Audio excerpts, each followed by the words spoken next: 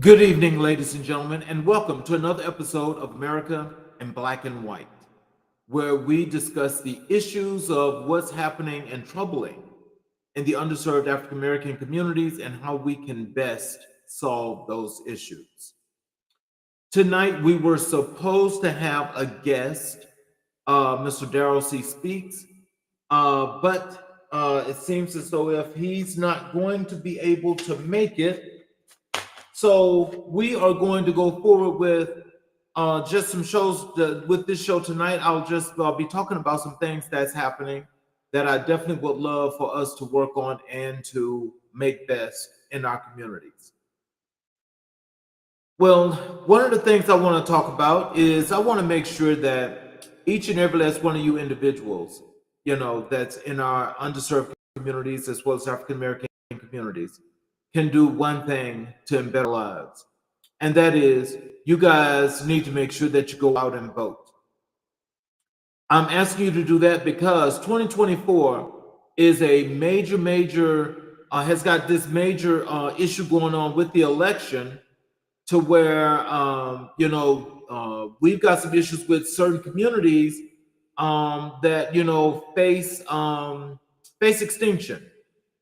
So right now, what's being debated and what is happening right now in this election cycle is we have this two-party system, but now we've got some folks that are running on alternate parties that are actually trying to cipher away enough vote to lean to have everything leaning towards the conservative side of this movement that's here in the country.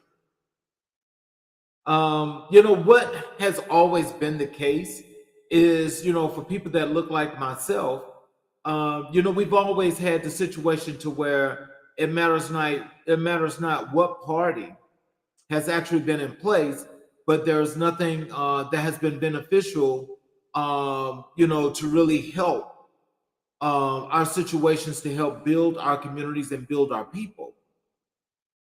Well, let me just say this. I think when it comes to this election, I think people should think more of this is not an issue of, the lesser of two evils, because there's really two sides here, and the two sides are very meaningful, and not only what they say, but what they're doing. And so I'm saying that to say is that when it comes down to the Republican Party, the Republican Party is actually the party that's actually leaning more so on the negative side and a negative impact on people that look like yourself and me. What that means is that they're talking about this thing that's being preached for some time now about taking America back and making it great again. I don't know what that means, but I can tell you from my understanding of what that's supposed to mean is that people that don't look like me, or that has always had the actual opportunity, to have this free leg up, or to have a booster seat at any time, feel like they're the ones that should be in charge of America. They feel like they're the ones that should be in charge of the world, and they feel like anything that does not look like them should not even exist. So what that means, making America great again, is reverting the country back to where not only are Black folks not having or anything that's not white does not have the ability to vote, but women should not have rights. So that in itself, I call that a double-edged sword.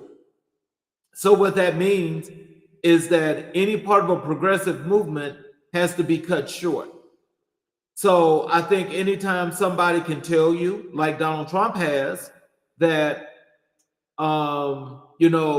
he's guaranteeing that one, he's not going to come out the White House if he gets back in there, because he wants to become the king of America, which should never be. And number two, they want to take away DEI as they have with affirmative action, meaning that people that look like myself should not even be in any conversations that's dealing with what's going to make this world what it's supposed to be. Number three, they want to take away the Department of Education. And if they take away the Department of Education, since they've already stripped the country of affirmative action, and now they want to take away DEI, what that means is, they can decide who goes to school and who don't go to school, because that means that a lot of these educational programs that are here in place would be set to where only the folks that have always been the people that have benefited from everything that's happened off the backs of everybody else, that these are the people that should be educated and have the opportunity to do whatever it is that they see fit when it comes to running this country. Well, the fourth thing is, of course, as I mentioned, the rights. That is, there will be no voting rights for folk that look like myself. I know they call us minorities, but we're not the minority.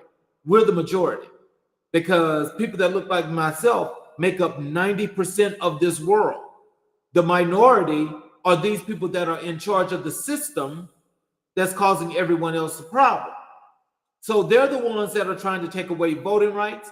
They're trying to take away women's rights in order for them to vote, to have babies, any of that nature, where they're actually trying to control their bodies. But this is where each and every last one of us that has a say-so, has a vote, and have an opportunity should let that be known. Now I'm going to tell you what the X factor is, and I call it an X factor because I really don't understand where it comes from. But we have this thing that people are running around here in the media, the big time media, talking about this thing about black men for Trump. I don't know where that comes from. I have seen some of those things actually, in media. But I will tell you this: nobody asked me what did I think about that, because that was not about me. And so, if that's the case, then we have, ladies and gentlemen, our guest, Mr. Darryl Speaks, has joined us tonight. Let's welcome him to the show, please. Hey, Hello, Mr. sir. Brother King. Hey, I apologize on the challenges of moving around and things of this nature. And God knows He wants the best for everything, but blame it to my head, not my heart. Not a problem. How are you this evening? God is good. We just have to be grateful for everything, the goods, the bads, and the uglies, and just keep on moving and marching forward. You know what I mean, brother? Oh, I do. So as we, as I had started so forth, can you tell our audience a little bit about who Darryl Speaks is and what you are working on at this moment? Absolutely, absolutely. Well, my name is Darryl C. Speaks. I'm a family man of three lovely children. My baby's in college, my middle's in the Navy, and my oldest is a professional with two nice, beautiful grandchildren, Zion and Atlas. Single gentleman, born and raised in New York City, been in Florida for over 30, 40 years, 40 years, and down in Miami. And I'm traveling now the country to fulfill a mission to empower the Black economy on a global scale. So we have two major companies. The first company is the Sable Ascent Coin Corporation, where I'm the chairman and the CEO and the founder. It is a digital currency and wallet system connecting the African and the Black economy to provide prosperity through transactions. And then our latest venture over the past 2 years has been the Building Black Business Expo, which is another zero barrier to entry platform, which allows for growth, resources, tools, and opportunities, coaching and mentorship in the for-profit and nonprofit world, and an expo and a meeting and a coaching brand that we're doing across the country. So tell us what inspired you to start your entrepreneurship journey? Well, everything is about solving problems, right? So my entire life as a young man, and now more into my elders, it's always been about solving problems. It's always been about, for me, it's all about my community and my people. And so I'm unapologetically about my people. It's not that I don't like anyone else. I just love myself more. So I always find myself solving problems that I see in the world, and my motto for myself is live in the world you have while you build the world you want to see and live in. Hmm. That's a really good thing, and I think a lot of people need to more than just feel that way, but I think they should act on those kind of actions because it's the positive reinforcement and positive thoughts that bring about positive change. Absolutely, absolutely. And I think, unfortunately, a lot of folks are scared to execute and move on their goals and ambitions because of fear of failure or fear of ostracism and things of this nature. But if you understand, it's not really you against the world; it's really you against you. And every day, each of us has to wake up and look at ourselves in the mirror and see what it is that we actually truly want to do, want, and have, and you need to go after it on a daily basis. And all the criticism is just light fear from other folks putting that fear on you. So you shouldn't be afraid of it. You should just fight through it and go for your dreams. Can you share the biggest challenge you faced when starting your businesses? Absolutely. The biggest challenge that you're going to face, I think, every person is getting over that first step, getting over that thought. For me, it's always been about execution, and I've always know that if you don't have what you need, whether it's resources or counseling or partnerships, it's out there, it's available, right? So the key now is to understand that everything that we need is out there. And my biggest challenge has always been just taking that first step. After you take that first step, the rest becomes, ups and downs like everything in life. So it's always been about taking that first step. What motivated you to get involved in community development? Well, what motivates me the most in the world is to see what the world is not doing. And unfortunately, because of a lot of fears and a lot of scared of lack of resources, a lot of our own leaders in the Black community are creating stagnated opportunities for our people. So what motivates me the most is to see all of the lack of execution in the world and to want to build something better for our people. That's what motivates me the absolute most. So, can you describe a successful community project you've led? Absolutely. I've led several community projects. One of the ones I'm the most excited about is when I was able to travel through Africa and to offer the people some opportunities and different technologies and different consulting and to give people hope. Right now, with the Stable Coin Corporation, we have SAC1 POS that's basically trading now, and we're providing opportunities in transactions and access to medium of exchange for our digital currency. So having starting initiatives that are empowering to our people is what I'm really all about.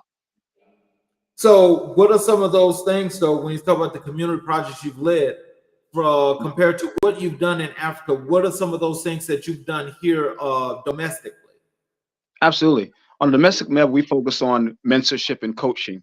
Coaching the youth, coaching troubled individuals who having, issues with vision, having issue with execution, having issues with, knowing where to go and who to turn to. So right now, our team is focused on collaborating on a team of Black leaders and coaches and mentors to provide those skills trainings and those different skills that our community needs. So right now, our community needs coaches. Our community needs Black leaders to stand up and to speak for us and to help us through.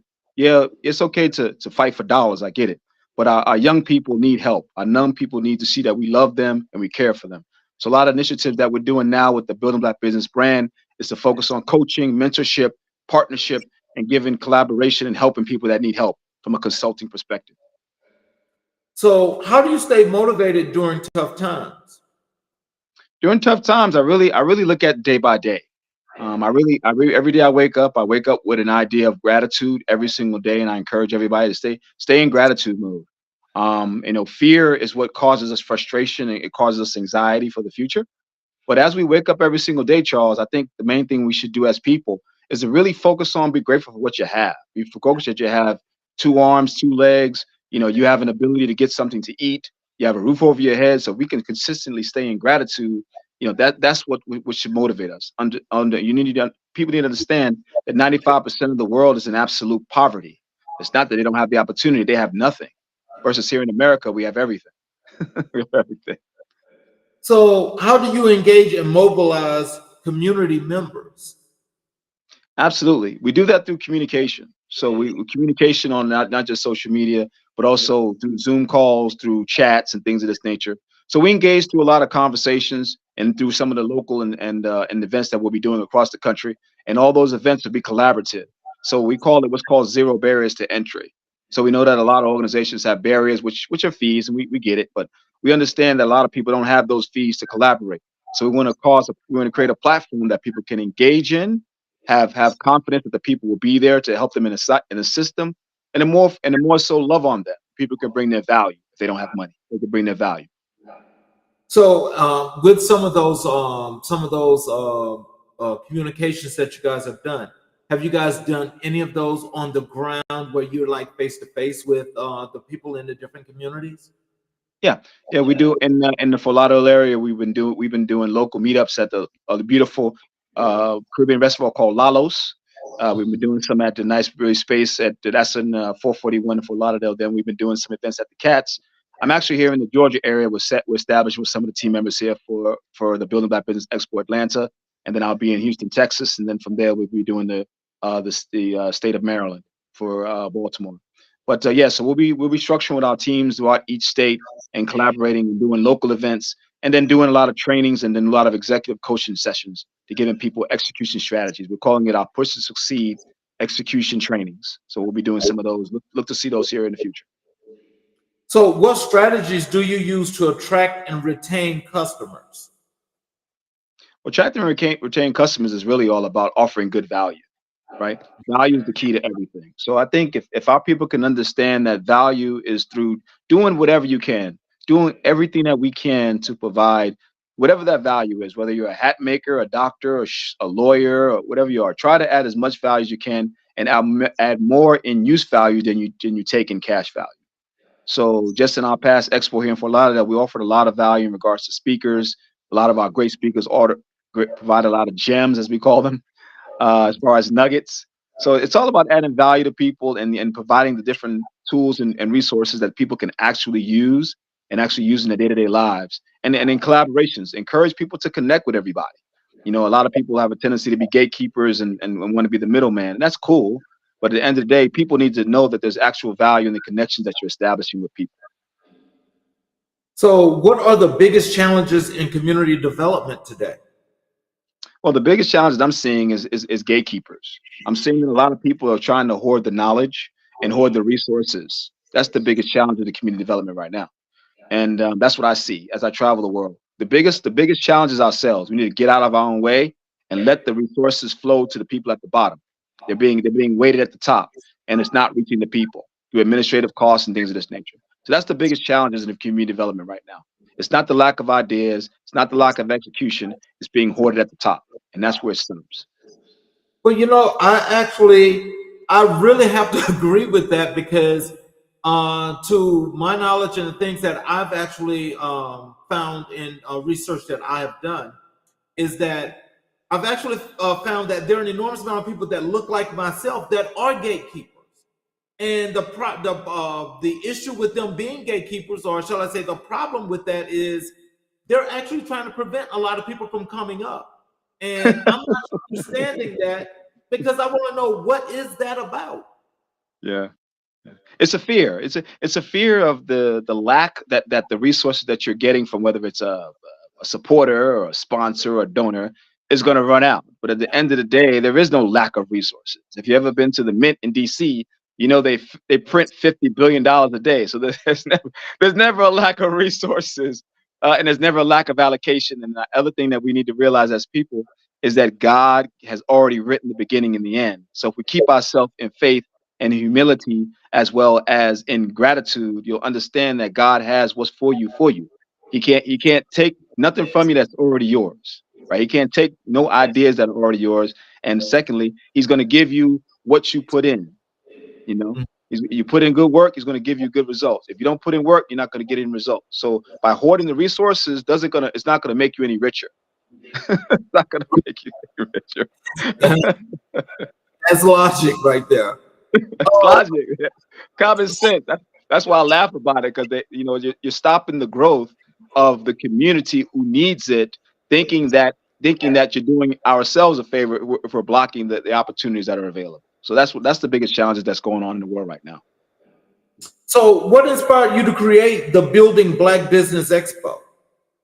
Well, after looking at all of the tools and resources that are in place right now, I saw we're building the tools within the Building Black Business Expo that are totally different from the other events that are presently active and working.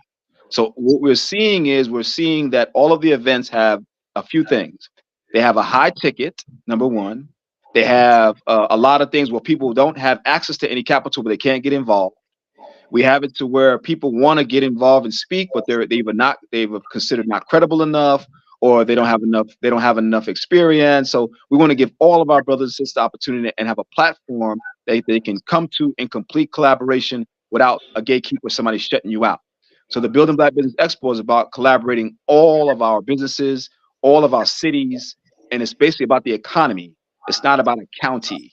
We're stopping our growth because of county line, county lines. I gotta laugh about that because it's funny to me. It's funny. So we're blocking ourselves because you say I'm in County B and you're in County C, but County C needs help. But because I'm in County B, I can't help you. But you say you love me and you're my brother. Yeah, exactly. Exactly. So we're building all the things that we see that are happening, and we're building the total opposite in the favor of our Black communities. So, how has the expo evolved since its inception? Oh wow, that's a great question, Charles. I think we rely on a system of faith, family, and finance. That's our motto. So that's in my heart, and that's what I'm delivering to the people. So again, people are moving in something that they see as not just valuable, but something that resonates with their soul, something that resonates with their being. So we're trying to communicate and resonate a brand, which is a promise, to the people, and bring about the connection of the Black community worldwide with the brand that's going to look to deliver value in information, resources, tools, and scalability around the world, and build an economy. That's our goal, is to build an economy. Okay. So, what are the main goals of the expo? The main goals of the expo is to take a zero barrier to entry brand that can collaborate around the world across our Black economy. That's the goal. The goal is to have an expo brand in every state in America and an expo brand in every country around the world. That's the promise. And then they Okay. all can have an opportunity to collaborate together in what's called a group economics model. So there is no one excluded. There is no one left behind, because through that model, we can create literally hundreds of millions of new opportunities and jobs from people that look like us. So, can you tell us what does that model look like? Because I mean, when you say that, that sounds like something that's really prolific, and that is something that we can all use. But what does that look like? What can we visually get from the words that you can explain to us that this is the thing for us? It's clear. You start stateside with one major city where we're the populace, right? So you start with the major cities. The major cities are Detroit, the DC, Maryland, Atlanta, Georgia, Houston, Texas, California, Chicago. Those are the major hubs.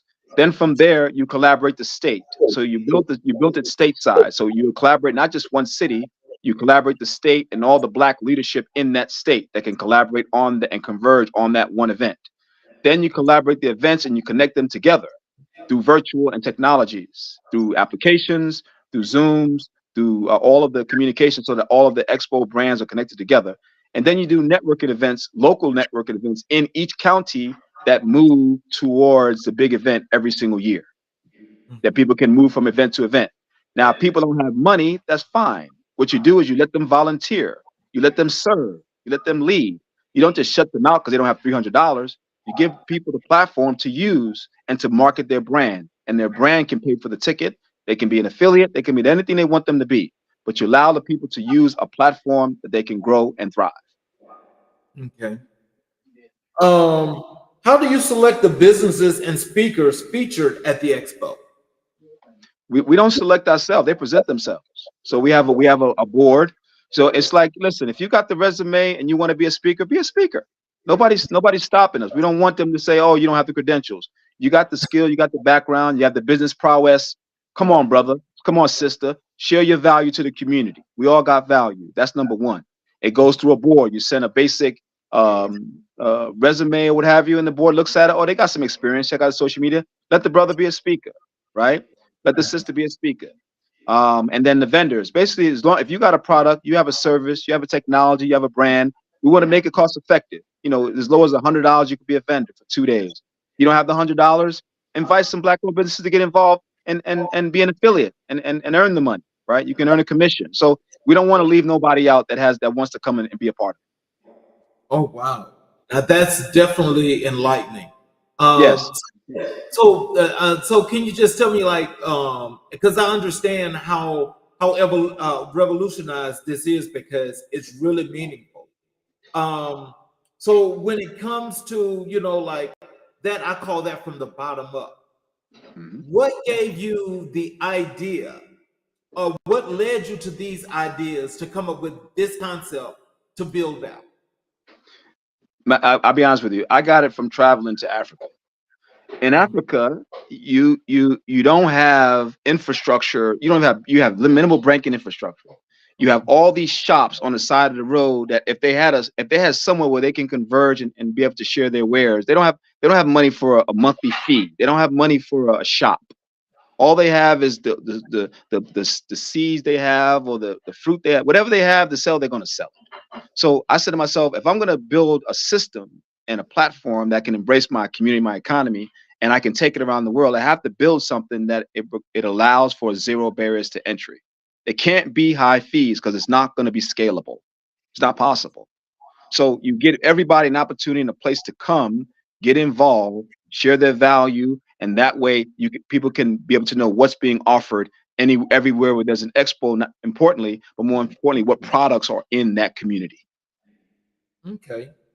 What impact has the expo had on the local business community? Oh, it's going to have a great impact because again, remember, we're doing not just the bigger expo once a year, but we're going to be continuing to doing it to collaborate with leadership in each state to offer smaller events leading up to that. And then we'll be providing coaching sessions as well. And then you'll have also coaches within our platform, our WhatsApp groups and our Zoom groups that actually provide you actual coaching. So if you need help, you can email us at marketing@bbbptexpo.com and somebody will get back with you and see what you need, brother or sister. And we love to help you. We love to point you in the right direction. How do you handle competition in your industry? We don't believe in competition over here. We only believe in collaboration and unity. Competition is an abstract. It's a fear. It's Okay. a fear. We don't have fear. We're covered by God. So here's an example. If I don't know what state you're in, but if you're in the state of Florida, the state of Georgia, or Texas or Maryland, and there was 100 black realtors, that's not enough. If there's 100 black plumbers, 1,000 black plumbers, that's not enough. If there's a million doctors, that's still not enough. There's never enough, right? If there was an expo once a month for every month indefinitely, it's not enough. What there's not enough of is execution. That's not Wow. enough. I am here in Metro Atlanta as well. Good, And good, good. So we'll do some coffee. I'll be here for quite a while, for at least 2 weeks. okay, cool. Definitely. What role does innovation play in your business? A lot of innovation. We're including some innovative tools, some AI technologies. We're including blockchain technologies, cryptocurrencies, and other tools that are going to help our people to understand the importance of not just digital technologies, but also innovation. We also offer SaaS, which is called Sales and Marketing as a Service. We also offer administrative tools for back-end services like call center services and things of this nature. So we're really innovative when it comes to technologies, and we want to help people that need help as well. Okay. Um, how do you measure the impact of your community projects? We measure through the people. We measure through the conversations. We measure through engagement. You can always measure your progress through talking to the people who either attended your events or they're actually winning more or they're asking the right questions. When people ask questions, it means they're thinking. So when you measure your progress by communicating with people, having conversation, and getting a feedback, and helping people to engage by loving on them, helping people them to engage, helping them to collaborate, and asking the right questions. If there's anything we can do for you, how can we help you? And focus on customer service. Profit is the benefit of good value. So you always receive profit if you give value. Mm. What role does partnership play in your community development efforts?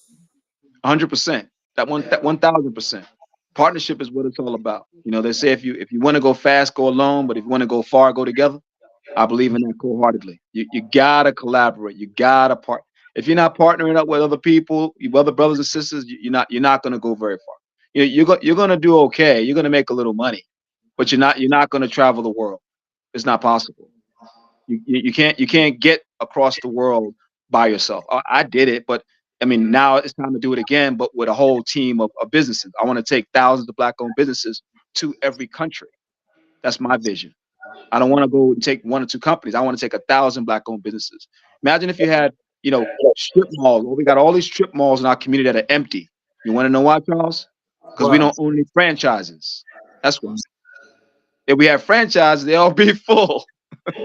So do you but as you think about that and you think about some of these models, I mean uh like how would you determine which franchise would be more beneficial for our communities than other communities? Because not all of them actually, not our communities don't fit in a lot of these models for a lot of these different companies and so forth. How do you decide which franchise is going to be a good franchise? Well, I mean that's a matter of demographics, right? So, like we talk about our community, we need to consider what our community needs. We need to build the products and build the products that we utilize, build the products that are in our best interest. And you let the community determine. You don't start off initially as a franchise. You start off providing value on a local level, whether it's at your church or whether it's an online portal, or online platform, or whether you're doing person to person. People started great brands out of the car, right? Out of their house, out of the kitchen. So you always start by ramping up. You ramp up, obviously. If you have, let me give you an example. If you're a cupcake maker, you don't go out and open up a cupcake store. You start up by doing an Uber Eats. So you start up by doing some other type of technology platform to get your product out there. Once your product is out there, then you can determine whether there's viability in the actual product. Once you know there's viability, then you can move it to the franchise model. But you got to be able to determine whether the model is even viable for the community. So if the community embraces it and then your line is out the door, out the gate for your product, it's time to move it out of the kitchen and into a building. Out of the building. Now, I'd say now the interesting part of that, as you bring that up, is now there are certain states here in the southeast that are actually now allowing people to do those kind of things, restaurateurs, out of their houses. Mhm. What do you think about that? Because I think that's really wonderful if you can keep up with the standard. Yeah, I know there's a lot. I mean, I'm big on ordinance. I think you gotta be think about the community safety, right? You gotta always think about the health issues. Everybody can't you can't eat behind everybody. We talk about that all the time. But so being in a person's kitchen may not be the safest, but I mean if it's can pass standards and the local government can put the compliance in there to make sure that it's clean and the temperature's right, I don't see a problem with it. I think it's just about having the right regulatory framework to ensure that it happens. I don't think you should stop someone from being successful only because they have a personal kitchen. But if they can maintain the regulatory standards of the local government, by all means, let them use the kitchen. By all means. Mm. How do you promote the expo and attract attendees? Everything's through digital platforms. And then again, we're doing our local events. We'll be doing some local events and collaborating here locally with the local chamber, I believe with ABC, the Urban League. So our teams reach out to all of the organizations in every county to let them know that we were looking to partner with you, we're looking to work with you. And then some respond and most do not because of fear. The same word, right? So we still collaborate with all of them to let them know we want to do joint ventures where possible. And one thing that you definitely don't hear too often is shared resources. So the entire platform is shared resources and revenues. So we offer that as well. Mm. So take us through a day of the Black Expo from beginning to the end. How is it structured? It's structured through a culmination of early morning talks from 9 a.m. all the way to the end of the business day. We do workshops in between. So there's always breakout sessions, workout sessions. We do early morning breakfasts that include Black men leadership and women's power breakfasts. Then we want to collaborate the church and the clergy. We do the first of its kind roundtable clergy discussion, talk about the power of the business in church and why and how the church should lead us in the church and what's important to us and why do we need to tithe? Why is that important? Right. Then we collaborate on the back end with some more entertainment and networking. And then we lead with usually either some comedy or some type of after hours event. And that'll be for 2 days. And then as we grow, we'll grow into some type of yachting event, awards ceremony, as well as some type of stellar event in the evenings. Oh wow! Now that in itself, that's in itself, especially knowing that that should actually engage a lot of people from many communities to want to take part in this, especially since it's going to help in providing some opportunities for growth. Yeah. I, Which, I which have to commend you for that. Yeah. The goal is to provide a platform of everything that we are, everything that we're about. We're about leadership lunches, breakfasts. We're about workouts, not just setting up shop and selling goods, but also giving real world tangible knowledge and execution strategies. I'm big on execution strategies. Don't tell me the problem and not give me a solution. Let's talk about the strategies that are going to be encouraging our people to provide. What is it going to take for them to do what they need to do, and who are the people that are going to help them to get it done? What are the resources that are available, right? And then we got to include the church. The church in business you rarely see. I know. Shouts out to Pastor Jake's been doing a lot of great workshops and a lot of great talks. I've been to a few Excel events with where he's been speaking, and that's I'm hoping to collaborate with him in some form. But and then collaborating with music and art. So we also include art and music into our expos as well, because that's a big part of our culture. Hmm. How do you balance quality and growth? Quality and growth comes through the fact of caring and the fact of systems. I'm big on systems. Systems stands for save yourself time, energy, and money. So if you're able to gauge the prospective growth, you can do that either through ticket sales or through engagement. Then what you can do is you can predict how many staff you're going to need, including volunteers, partnerships, and team members. How do you ensure sustainability in your community projects? Sustainability comes through proper planning. I think proper planning and organization. Budgeting. Obviously, we need to do a lot of that, and getting a lot of professionals engaged through the collaboration model. So we're going to be collaborating with a lot of great Black leaders and using the insight of the great professionals that came before us. I feel myself as just a vessel. I'm just a vessel here to deliver a promise of Black excellence in business in our community and culture. That's all I'm here to do. I'm not the end all do all. I'm just here to deliver a promise. I understand. What challenges have you faced in organizing the expo? I think the biggest thing I found is getting people to do what they say. A lot of times, people get excited by the mission and the vision, right? They get really, really, really super excited about it. And then what happens is they say, once they see how much work's involved, you know what they do? They stop. Oh wow. Yeah, because they think it would be a light load, but it's not actually a light load. It actually takes work to organize and to unify. What advice would you give to someone just starting their own business? First thing I want to do is get you out a notepad and write a plan. Do a plan and then focus on your missions. You got to start with your first 5 missions that were given to you from God, which is your biblical mission, your personal mission, your life's mission. You got to do also with your personal mission. You also have to do with your um, employment mission or your career mission. And then lastly, your legacy mission. So with your 5 missions, that will move you to understand in business what you need to do for yourself and how you can grow. What advice what advice would you give to someone looking to make a difference in their community? Oh, that's easy. First thing you want to do is find out what you're passionate about and go after it. Find out what your passion is. And your passion is whatever thing makes you angry. If something makes you angry, that's your passion. And go out and fix that problem. Go and solve that problem. Hmm. How do you measure the success of the expo? The success is measured by the impact of the participants and the vendors and the people that participate and what they left with. What they can leave with one or two things that caused a great impact in their lives, or they can leave with an aha, I got it, or they leave with a smile.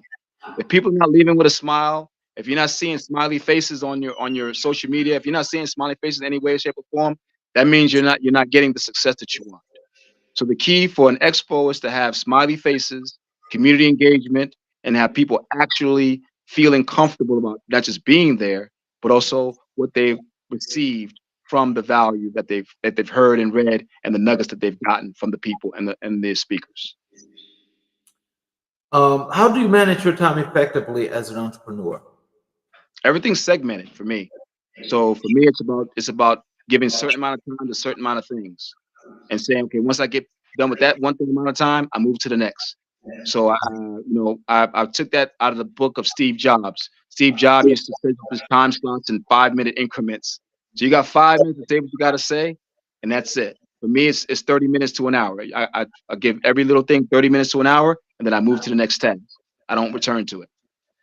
That's it. Elon Musk does 30 minutes. You got 30 minutes to tell me what you got to tell me, and then I gotta go. So I give myself an hour, 30 minutes to an hour for each task. And that's all I spend. I'm not going to come back to it to the next day. I don't Mhm. spend all day on social media. I don't do all that stuff. I don't do That's interesting. How do you address the diverse needs of the community? The diverse needs of the community come in from a space of understanding what's actually needed and required because you have to have diverse thought processes, right? To understand how to gauge issues.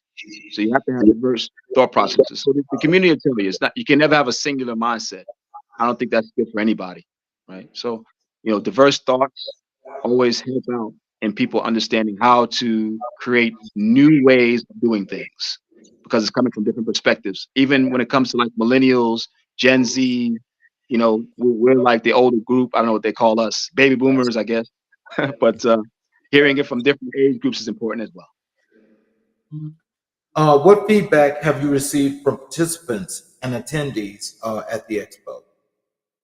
The teams have said some great things. I'm getting some getting some good feedback from the teams. I believe we have a whole lot of speakers and vendors that from the Florida Expo that are already ready to book for Atlanta. So we're making all the adjustments now and getting everything in order. So you'll see a lot of Florida folks at the Georgia Expo coming up here on 2025.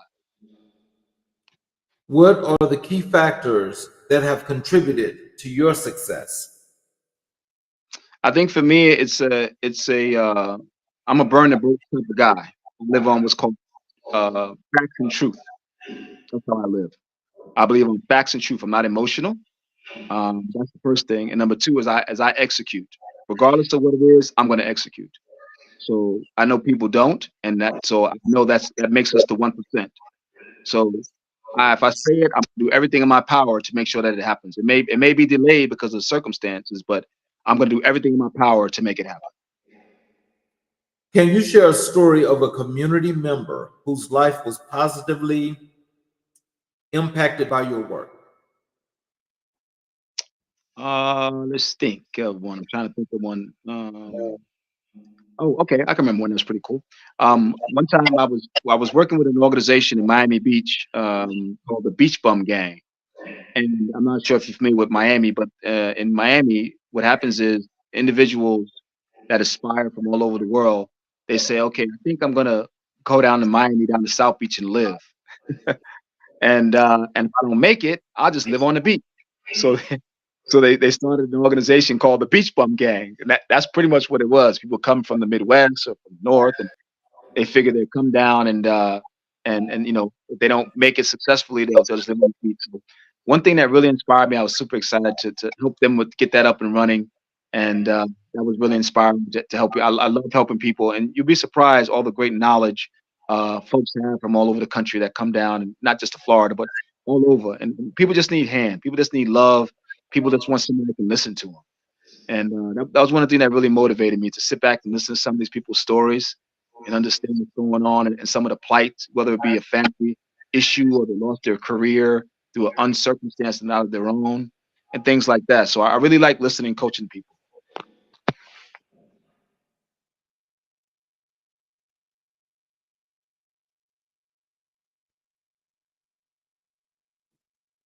Hello?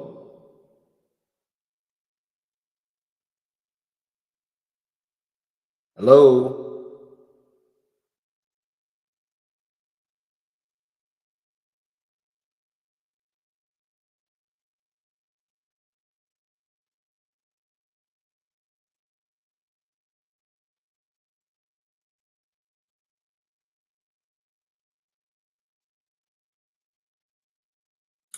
Hello?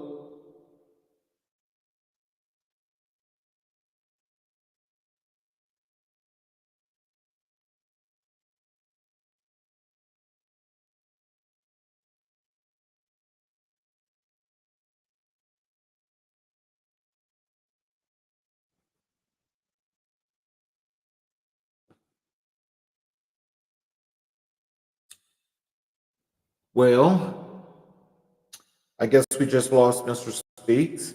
Um,